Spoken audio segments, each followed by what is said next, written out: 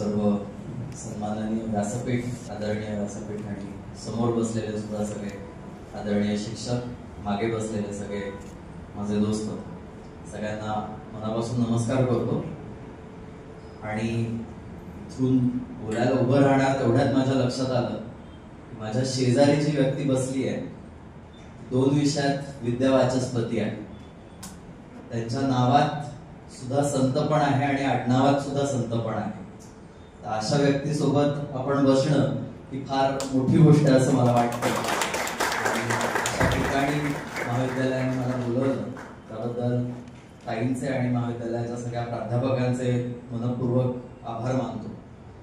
विद्या, ज्ञान आणि सेवा असे 3 शब्द ज्या सरांच्या नावात आहेत त्याच 3 शब्दांबद्दल खरं तर मला बोलायला सांगितलेलं आहे. स्वामी विवेकानंद यांचे शिक्षण विषयक विचार असे काही मी आपल्या सगळ्यांच्या समोर ठेवणार आहे.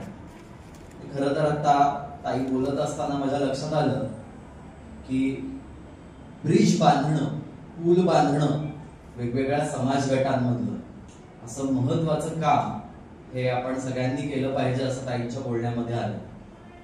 आपल्या सगळ्या शाळांमध्ये शिकणाऱ्या विद्यार्थ्यांना चांगलं शिक्षण मिळावं याच्यासाठी हे महाविद्यालय मोठे प्रयत्न करत आहे आणि त्यासाठी आपण सगळ्यांनी जरूर आपलं योगदान दिलं पाहिजे असं वाटतं.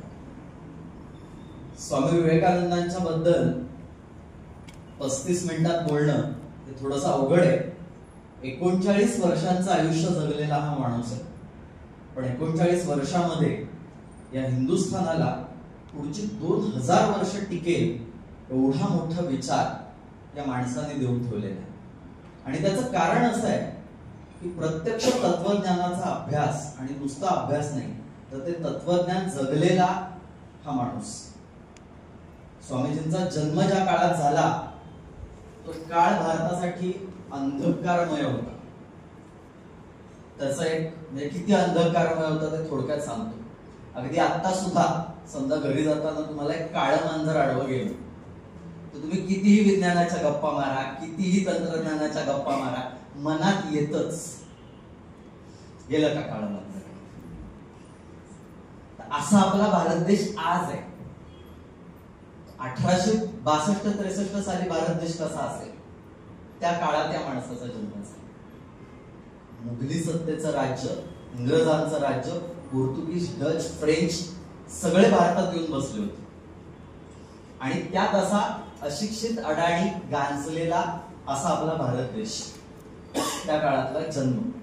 आणि अर्थात समाज सुधारण्याचं वारं सुद्धा राजाराम मोहन रायांपासूनच असं सगळं वाहत होतं. आता त्या तपशिलात आपण नको शिरायला किंवा स्वामीजींच्या चरित्रातही फार नको आता शिरायला, कारण मी म्हटलं तसं ते थोडक्या वेळात बसवणं खूप अवघड आहे. पण नंतर एकदा रामकृष्ण परमहंस गेल्यानंतर त्यांची पहिली जयंती कशी साजरी करूयात त्याच्यावरती चर्चा चालू होती सगळ्या गुरुबंधूंमध्ये, संन्याशांमध्ये. तरुण मुलं सगळी 22-23 वर्षांची भव्य वस्त्र नेसली आणि ती चर्चा करतात की आपल्या गुरूंची पहिली जयंती आपण कशी साजरी करूयात. कल्पना सगळ्या येतात समोर आणि पुढे सांगतात की आपण जेवणावळ्या करू, मांडव घालू आणि कोलकात्यातल्या सगळ्या लोकांना बोलवू, अमुक तमुक. स्वामीजी शांतपणे सगळ्या संन्याशांना असं सांगतायत. तर त्यांच्या मीटिंग मध्ये म्हणून आपण गुरुबंधूंच्या मीटिंग मध्ये स्वामीजी सांगतायत कसा साजरा करायचा हा रामकृष्णांचा पहिला जन्मदिवस, जयंती कशी साजरी करूया. ते म्हणले उद्या भल्या पहाटे सगळ्या गुरुबंधूंनी उठा, कोलकात्याच्या रस्त्यावर फिरा आणि अर्धनग्न दिसणारी मुलं कडेवर उचलून घेऊन या आपल्या मठामध्ये. तो काळ हा संन्याशानं सामान्य माणसाला न शिवण्याचा काळ होता. हात सुद्धा लावायचा नाही असा काळ होता. त्या काळात स्वामीजी काय सांगतात सगळ्या गुरुबंधूंना, उठा आणि रस्त्यावर दिसणाऱ्या सगळ्या अर्धनग्न पोरांना उचलून घेऊन या, त्यांना आपण आपल्या हातानं स्वयंपाक करून जेवायला घालू आणि हाच रामकृष्णांचा पहिला जन्मदिवस असाच साजरा करू आपण. ह्याच्याहून काय आणखी वेगळं पाहिजे. स्वामीजींनी त्यामुळं काय सांगितलं त्यांच्या सगळ्या चरित्रातनं, विचारांमधनं, भाषणांमधनं या भारत देशाला काय सांगितलं त्यांनी, पुन्हा पुन्हा पुन्हा पुन्हा काय सांगितलं की बाबांनो, जो देव आपण मूर्तीमध्ये बघतोय ना, तो देव नारायणाच्या रूपामध्ये दारिद्र्यात सुद्धा आहे, आणि म्हणून दरिद्री नारायणाची सेवा करा, असा पहिला महत्वाचा संदेश हा स्वामी विवेकानंदांनी आपल्या सगळ्यांसाठी दिला. आमच्या शाळेमध्ये ज्या वेळेला 25% आरक्षणानुसार प्रवेश होणारी बातमी आली, तेव्हा आमच्या सकट अनेकांना असं वाटलं, अरेच्छा, आता काय होणार आपण. आणि दुसऱ्या क्षणी विचार आला की अरे 25% दरिद्री नारायण आयते चालत येतात आपल्याकडे, सेवेची संधी आहे, आपण त्यांची सेवा करूयात. त्यामुळे सरकारी योजना सुद्धा वेगळ्या दृष्टिकोनातून, वेगळ्या चष्म्यातून जर आपण पाहायला शिकलो तर हे अनेक विचार, त्या विचारांना आपण चांगले रंग लावू शकतो, अशी सेवा करण्याची प्रेरणा ही स्वामीजींच्या चरित्रातून मिळते. पण सेवा कशी करायची, पुन्हा त्याचा एक छोटासा प्रसंग जो मला फार आवडतो. म्हणजे खरं स्वामी विवेकानंदांचं अख्खं चरित्र नाही लक्षात घेतलं, एक प्रसंग लक्षात ठेवला तरी चालेल. असा एक प्रसंग, त्यांचे जे गुरु रामकृष्ण परमहंस, त्यांना भावसमाधी लागायची.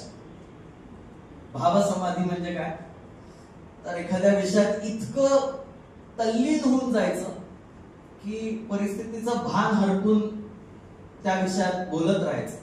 असं तल्लीन होण्याचा एक टोक, त्याला भावसमाधी असं म्हणूया आपण. म्हणजे मी सोप्या भाषेत सांगतो, त्याचा आध्यात्मिक अर्थ वेगळा आहे, मला कल्पना आहे, पण आपल्याला सगळ्यांना समजावं म्हणून. एकदा चैतन्य महाप्रभूंची शिकवण रामकृष्ण परमहंस त्यांच्या सगळ्या गुरुबंधूंना सांगत होते. चैतन्य महाप्रभूंनी काय सांगितलं की सगळ्यांवर प्रेम करा, आणि सगळ्यांवर प्रेम करायचा अर्थ ते सांगत होते. आणि सांगता सांगता ते असं म्हणले की सगळ्या प्राणी मात्रांवरती दया दाखवा. दया हा शब्द उच्चारताच ते एकदम त्या भावसमाधीत गेले आणि नरेंद्रकडे बघून, म्हणजे स्वामी विवेकानंदांकडे बघून ते असं म्हणाले, दया, तू दया दाखवणार? अरे मातीत वळवळणाऱ्या किड्यासारखा तू काय दया दाखवणार? थोडा पॉज घेतो, तर मी याचं एक्सप्लेनेशन देतो. मातीत वळवळणाऱ्या किड्यासारखा तू म्हणजे काय. तर आज आपण या कॉलेजमध्ये बसलो. हे कॉलेज पुणे जिल्ह्यात येतं, महाराष्ट्र राज्यात येतं, भारत देशात येतं, आणि पृथ्वीवरती येतं. आणि ही पृथ्वी एका आकाशगंगेचा भाग आहे, आणि ही आकाशगंगा अशा अनंत आकाशगंगा आहेत, आणि त्यातला एक जीव म्हणजे तुम्ही आम्ही सगळेजण. पण आपल्याला अहंभाव कसा असतो, एक छोटं उदाहरण देतो. परीक्षेत मी नाही का तुला खोडरबर दिलं होतं 10वीच्या परीक्षेत, म्हणून पास झालाच नाही का तू, इतकं आपल्याला त्या खोडरबर दिल्याचा अभिमान असतो की माझ्यामुळे पास झाला का, तर मी तुला खोडरबर दिलं तेव्हा, आयत्या वेळी तू विसरला होतास पण मी दिलं तुला.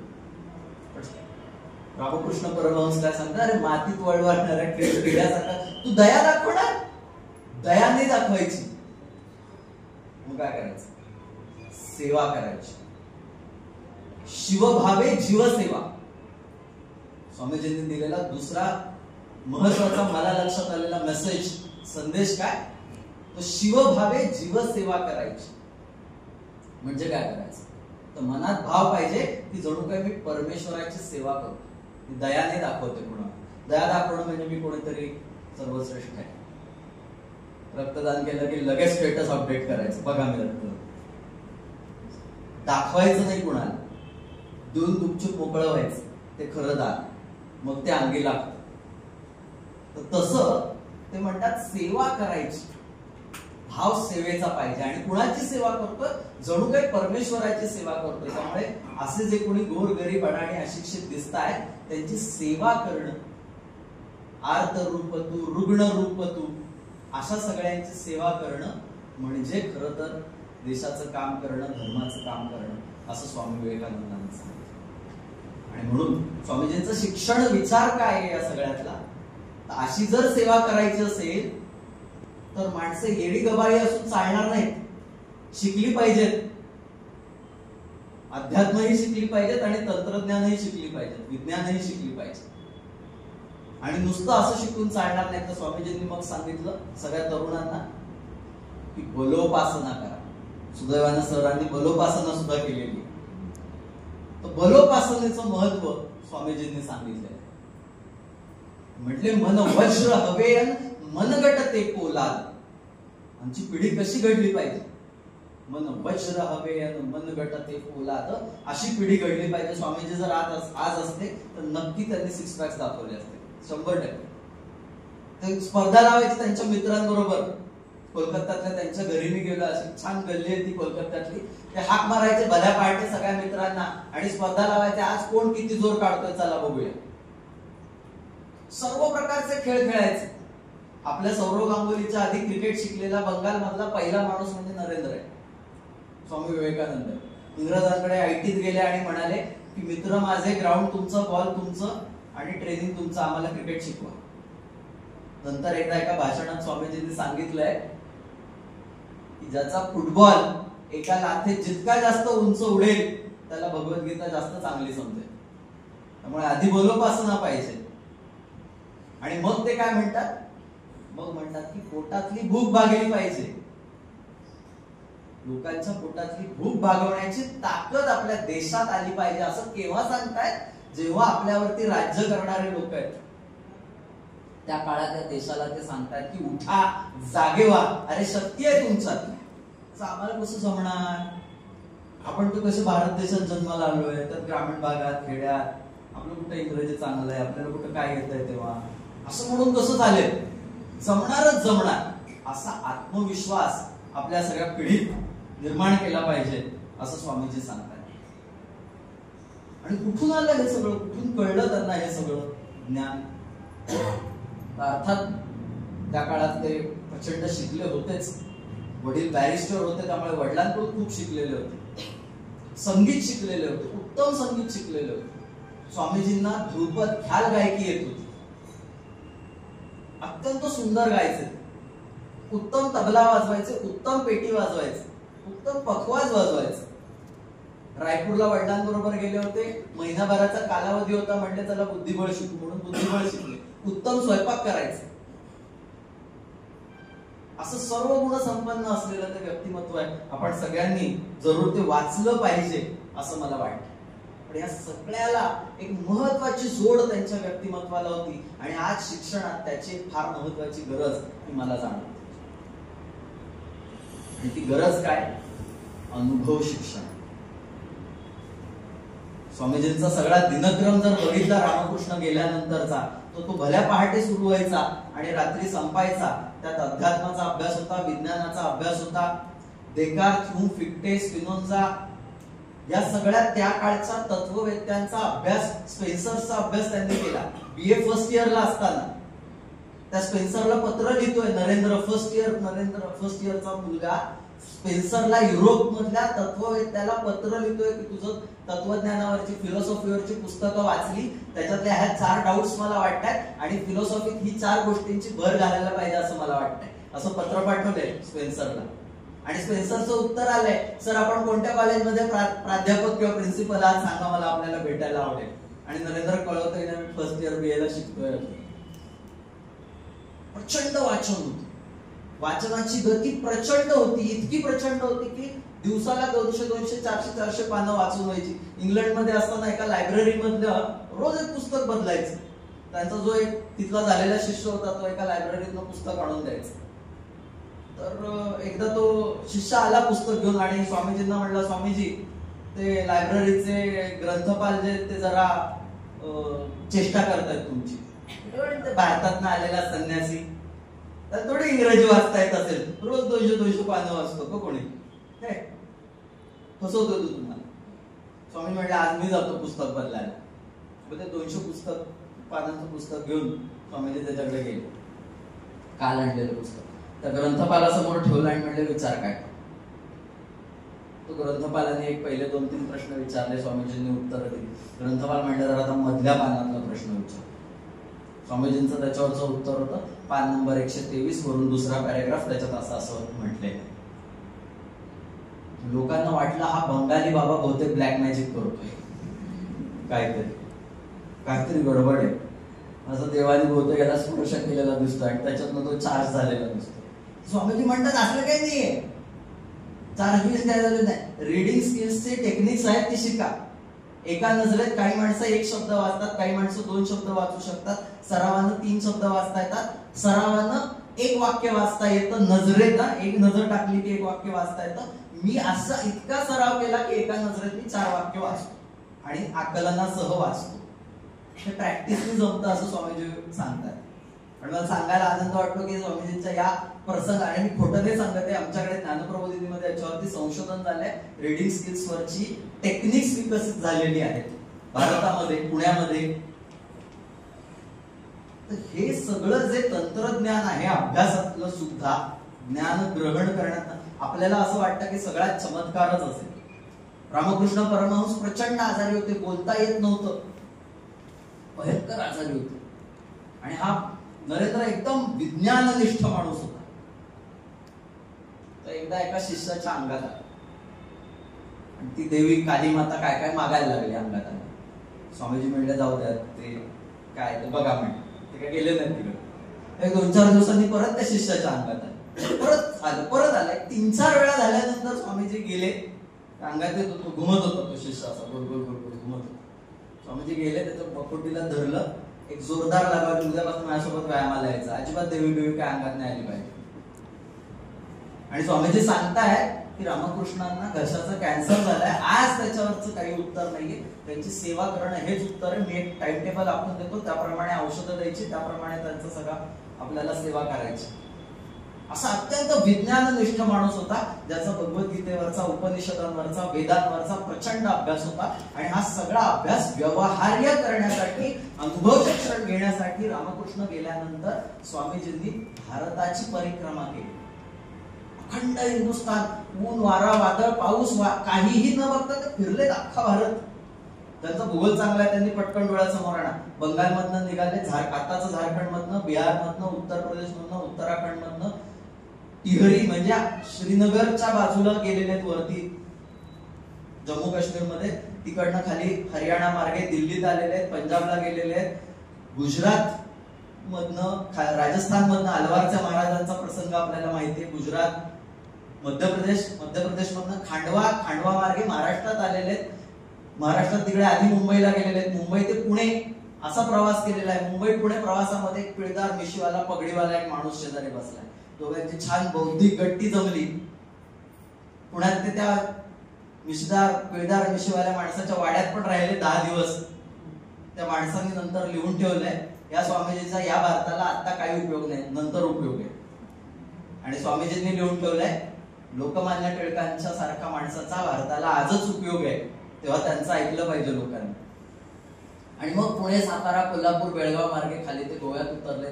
गोव्यातून पुन्हा कर्नाटकात आलेले आहेत, बेंगलोर, बंदीपूरच्या अभयारण्यातनं केरळ, पलक्कड मार्गे कोची मधून कन्याकुमारीला गेलेले आहेत. आणि मग कन्याकुमारीची गोष्ट आपल्याला सगळ्यांना माहिती. सगळ्या प्रवासात उघड्या डोळ्यांनी भारत बघितलाय आणि ज्या भारतासाठी काम करायचंय तो भारत प्रत्यक्ष अनुभवलाय. गोर, गरीब, अडाणी, अशिक्षित माणसांना भेटले आणि राजे महाराजे यांना सुद्धा भेटले. एक राजस्थानचा एक राजा होता, त्यांनी बघितला हा तरुण तडफदार संन्यासी, दिसायला एकदम योग्यासारखा आणि इंग्रजीवरती जबरदस्त प्रभुत्व, काय भाषण करतोय, काय बोलतोय बाबा. त्या काळातली महाराजांची पद्धत म्हणजे स्वामीजी मागा काय हवं ते, जनरली मागायची काय पद्धत, माझ्यासाठी मठ बांधून द्या, 100 ब्राह्मणांना जेवायला घाला, मागायची पद्धत असते. स्वामीजी म्हणतात, राजे तुम्हाला जर माझ्यासाठी काही करायचं असेल तर तुमच्या राजवाड्याच्या गच्चीवर एक दुर्बीण बसवा आणि तुमच्या राज्यातल्या लोकांना खगोलशास्त्र शिकवा आणि एखादी केमिस्ट्रीची लॅब उभी करा तुमच्या राज्यात आणि लोकांना केमिस्ट्री शिकवा. असा आधुनिक स्वामीजी होता तो. आणि मग अमेरिकेचं निमंत्रण, आणि अमेरिकेला गेलेत कसे, चीन, जपान मार्गे अमेरिकेला गेलेत आणि येताना युरोप मार्गे आलेले आहेत. पृथ्वीला एक प्रदक्षिणा सुद्धा घातली. हे सगळं 39 वर्षाच्या आयुष्यात केलं बरं का. आणि म्हणून ते चरित्र वाचलं पाहिजे, अभ्यासलं पाहिजे. शेवटी एक मुद्दा मी सांगू, स्टॉपवॉच लावलाय त्यामुळे मी एकदम शेवटाकडे येतो. सगळा पृथ्वीला प्रदक्षिणा मारल्यानंतर, युरोपमध्ये जाऊन आल्यानंतर, अमेरिकेमध्ये जाऊन आल्यानंतर, ती अचाट भौतिक संपत्ती पाहिल्यानंतर स्वामीजींच्या लक्षात आलं आपल्या देशात काय कमी आहे, कशाची कमी आहे. त्यांना योद्धा संन्यासी म्हटल्याचं तुम्ही कधीतरी कुठेतरी ऐकलं असेल. एक पण लढाई नाही केली होती. योद्धा कशाबद्दल, त्याचं उत्तर आता आहे. योद्धा अशाबद्दल की हा सगळा भारत भ्रमण जगप्रवास केल्यानंतर स्वामीजी भारतात येतात आणि न भूतो न भविष्यती अशी एक गोष्ट करतात, ते म्हणजे ते संन्याशांची संघटना उभी करतात. तोपर्यंत आमचं अध्यात्म हे निवृत्तीपर अध्यात्म होतं,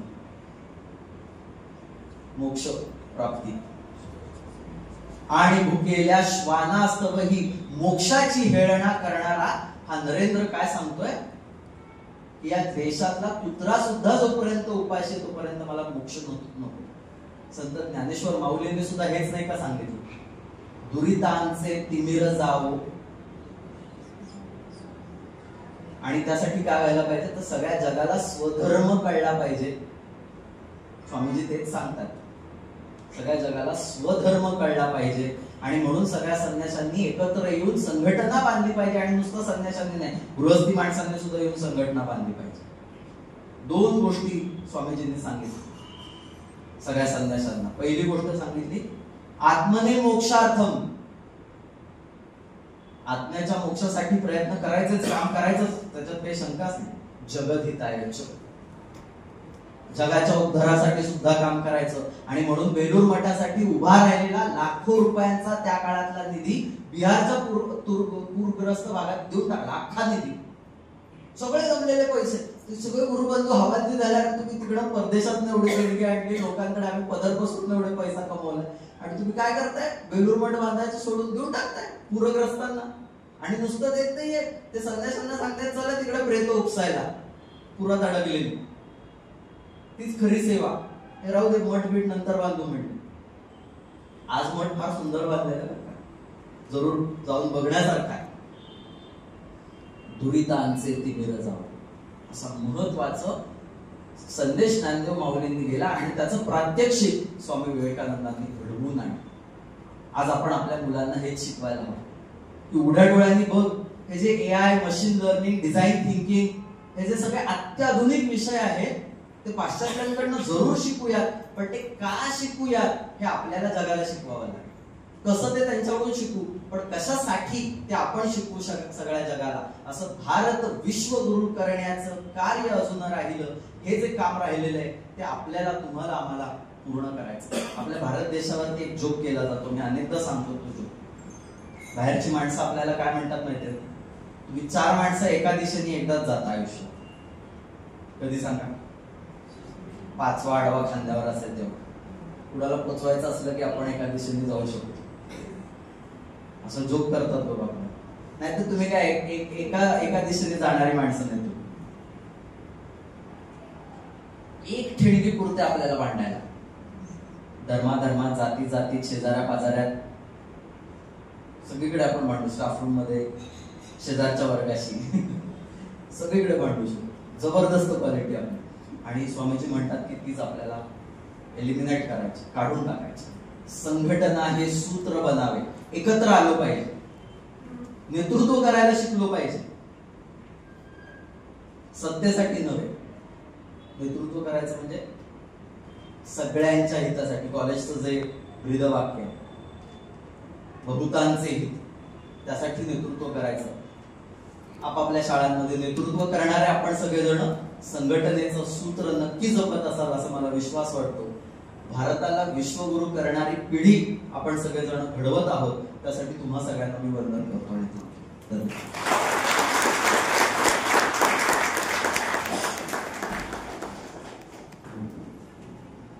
स्वामी विवेकानंदांचं 39 वर्षाचं आयुष्य 35 मिनिटात सरांनी आपल्या पुढे मांडलेलं आहे. आणि जे काही स्टुडंट्स आहेत ते नक्कीच आपण हे डिटेलमध्ये वाचूया. Thank you sir.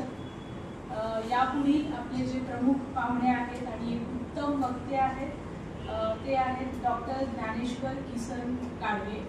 सरांचा थोडक्यात परिचय करून देते. सर जगद्गुरू संत तुकाराम महाराज संतपीठ स्कूल आणि ज्युनियर कॉलेज चिखली येथे प्राचार्य म्हणून कार्यरत आहेत.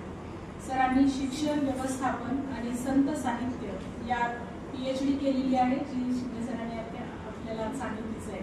तसेच मराठी आणि इंग्रजी विषयात पोस्ट ग्रॅज्युएशन केलेले आहे. सरांनी MAd, DSM, ATD, GD in arts केलेले आहे. तसेच सर संगीत विशारद सुद्धा आहेत. सरांना आदर्श शिक्षक, आदर्श मुख्याध्यापक, कीर्तनकार, प्रवचनकार, चित्रकार, संगीतकार, लेखक असे एक ना अनेक पुरस्कारांनी सन्मानित करण्यात आलेले आहे. तसेच सरांनी बालभारती, सर्वांगीण शिक्षण प्रसारक मंडळ चिखली, कला